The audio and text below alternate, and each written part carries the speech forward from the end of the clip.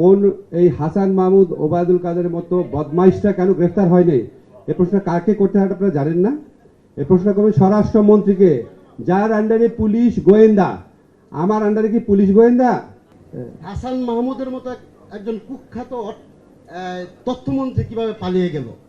আমি জানতে চাই, ওবায়দুল কাদেরের মতো একজন কুখ্যাত লোক কিভাবে পালিয়ে গেল? এটা তো একটা বিপ্লবী সরকার। আপনি এক জায়গায় দাঁড়িয়ে কথা বলুন, একটা জায়গায় দাঁড়িয়ে কথা বলুন। এটা তো একটি বিপ্লবী সরকার। বিপ্লবী সরকার তো বিপ্লবের ট্রেন্ডেই চলবে। এটা রেগুলার সরকারের ট্রেন্ডে চললে তাহলে তো এটা বিপ্লবকে ধারণ করতেছে, এটা তো মনে হয় না। আমরা সাধারণ জনগণ বিপ্লবকে ধারণ করছি। আরেকটি বিষয় যে এই 15 বছরের আন্দোলনে আমাদের জাতীয় নেতৃবৃন্দ আছে।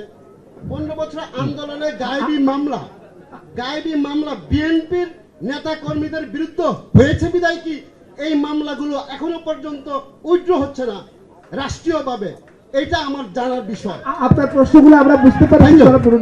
Thank you. আমি একটা জিনিস ক্লিয়ারলি বলতে চাই, কোন এই হাসান মাহমুদ ওবায়দুল কাদেরের মতো বদমাইশটা কেন গ্রেফতার হয়নি, এই প্রশ্ন কাকে করতে হয় আপনারা জানেন না? এই প্রশ্ন করবেন স্বরাষ্ট্রমন্ত্রীকে, যার আন্ডারে পুলিশ গোয়েন্দা। আমার আন্ডারে কি পুলিশ গোয়েন্দা? এখন আপনি যদি বলেন সরকারের একজন হিসাবে, ঠিক আছে, এটা আমাদের কালেকটিভ ব্যর্থতা। আপনাদের মানে কারো কারো ক্ষেত্রে সমস্যা হয় কি, আপনারা এক্স্যাক্টলি কোন লোকটাকে প্রশ্ন করতে হবে জানেন না বা করেন না। যেহেতু আমাকে চিনেন, মনে করেন ওনাকে প্রশ্ন করলে একটু পত্রিকা ভালো মতো অ্যাডভার্টাইজ ওনাকে করি।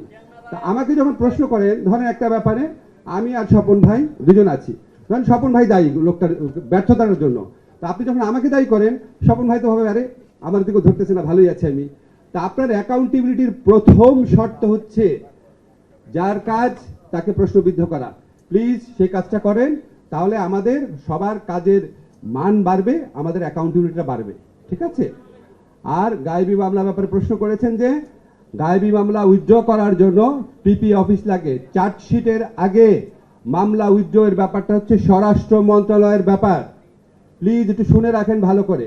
চার্জশিট হয়ে যাওয়ার পরে আইন উপদেষ্টার ব্যাপার। তাও আমার ইচ্ছায় সব হবে না, কারণ আপনারা নিশ্চয়ই চান না আমি সব বিচারককে নির্দেশ দেই। আমার করতে হবে পিপি অফিসের মাধ্যমে। আমাদের এখানে শেখ হাসিনার সাথে সাথে সমস্ত পিপি পালায় গেছিল কিনা বলেন?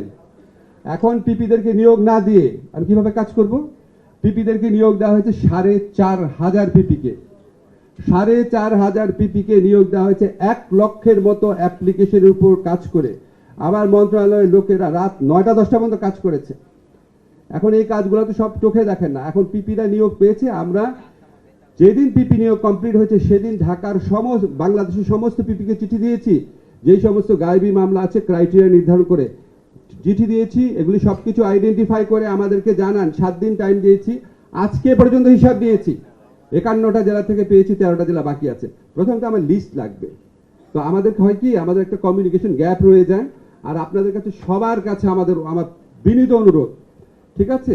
ধরেন বেগুনের দাম বাড়লো কেন, এটা যদি আমাকে জিজ্ঞেস করেন তাহলে বেগুনের দাম বাড়ানোর দায়িত্ব যে মন্ত্রণালয়ের, উনি ভাবে আরে আমার তুমি জিজ্ঞেসই করে না। আমার কাজে আমাকে জিজ্ঞেস করে শেষ করে ফেলেন, অসুবিধা নাই। বাট প্লিজ প্রথমে জানার চেষ্টা করেন আইন মন্ত্রণালয়ের দায়িত্ব কি, তারপর আমাকে যা ইচ্ছা প্রশ্ন করেন, কোনো অসুবিধা নেই।